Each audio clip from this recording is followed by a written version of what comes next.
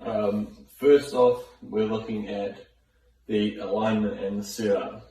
So in the start-on video, I explained how you had quite a lot of angle towards the target this way. So first off, how I would go about it is I would just stand up normally, stand up straight, and just bend from the hips without any excessive angle away or towards the target. So just straight into it, bend the knees slightly, and then especially with driver, just feel like you bump the hips a little bit forward and get that chest a little bit more away from the target. And so what that actually does is it allows you to create this angle that I talked about at the top of the backswing. So say we go to the top here and we have that normal setup, the setup that you have now where you are angled towards the target. So if I put myself in that position, angle myself towards the target, when we get to the top of the swing, because you're angled towards the target, if you just turn on that, which you do, everything shoots out towards this way, and your only option is exactly what you do, which you early extend, your butt comes up and it gets the club into a position where you can actually start the ball online. If you weren't to early extend and we had you in that, and we kept you in that position where you are, you would just turn and you would hit these big pull slices. So that's why I believe that you have to work on the setup first before you think about anything to do with this early extension. The early extension comes from the pitch of the shaft and you having to fix it by thrusting your hips forward. What's the other thing? We have the hand depth that I talked about on the down the line view. So what we see is that your hands are quite far this way. I would like to see them get in behind you a bit more.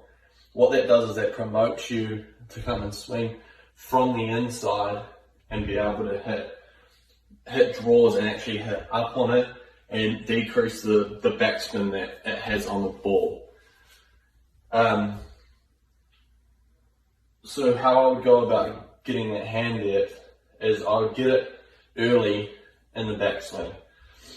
So I would feel like my hands, both of my hands, would move towards my right thigh, and then just swing normally. And you can see the difference in my hands where the butt of the club is.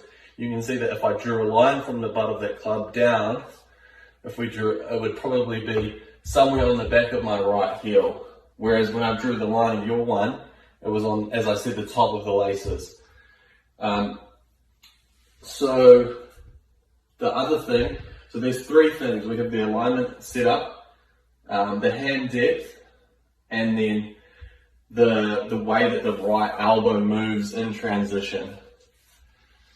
So this right elbow here, we can see, now this is a product of your setup and of the way that your right arm works as well. So it's both of them that are going to help towards getting you into a more shallow pitch of the shaft coming in the downswing. So when we get to the top here, what you do is you apply a pressure with your right arm in a way that it pushes your hands out, and then, as I said, have to early extend to get it into a better position. So what I would like to see is this right elbow getting more towards your nipple or more towards your chest earlier, because what that does is if we get it into here, you can see that the shaft is moving in a shallow direction. Whereas if we pushed it out and had that elbow what we call internally rotating, the shaft pitches steep, and that's how we get that out to wind path unless we compensate, as I said, and early extend. So what I would do on the range, I don't believe that these are things that you would want to work on the golf course, because it's going to be a lot different. The low point of the club is going to be significantly more behind the ball. And I saw in one of your posts where you talked about, you said that your ball position gets quite far back. In the video that I've seen, the driver swing that I actually analysed, it definitely looks like it's too far forward, but that is the result of what you actually do in your swing. So you try to move that ball forward to actually allow your swing to function in the way that you can get it to hit a straight golf shot. So what we need to do is, on the range, just do some slow motion drills where we get the setup right. That's the main thing, okay? So we get your alignment set up a bit better.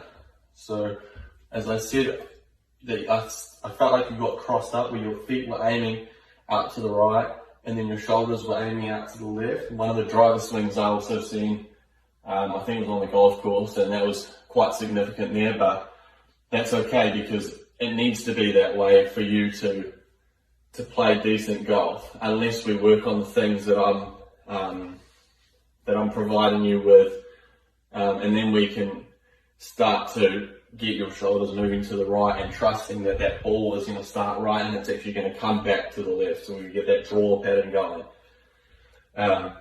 So first off, get that alignment correct.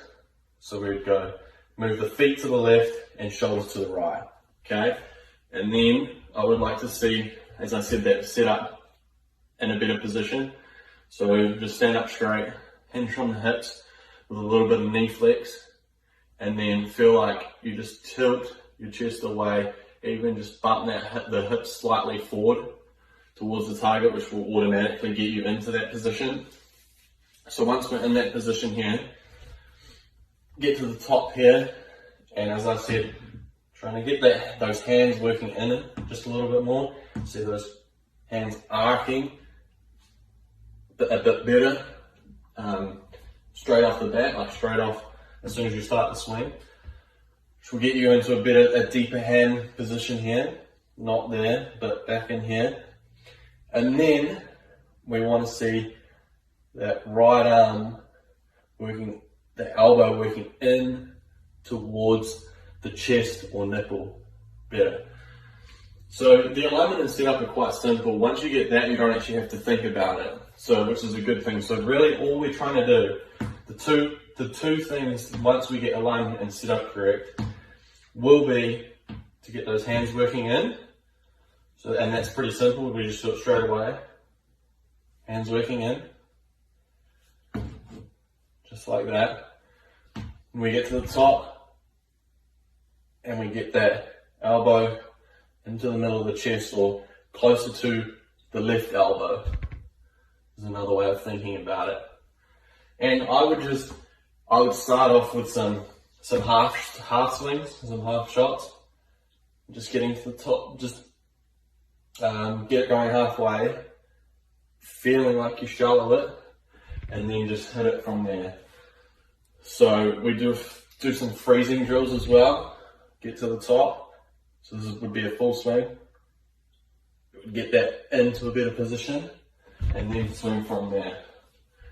And then I would mix it in with just some swings where you don't actually think about it at all. So as I said, what's going to happen is that when you fix this alignment and setup, when we get the spine tilted a little bit more away from the target, it will allow you, it will move the low point back behind.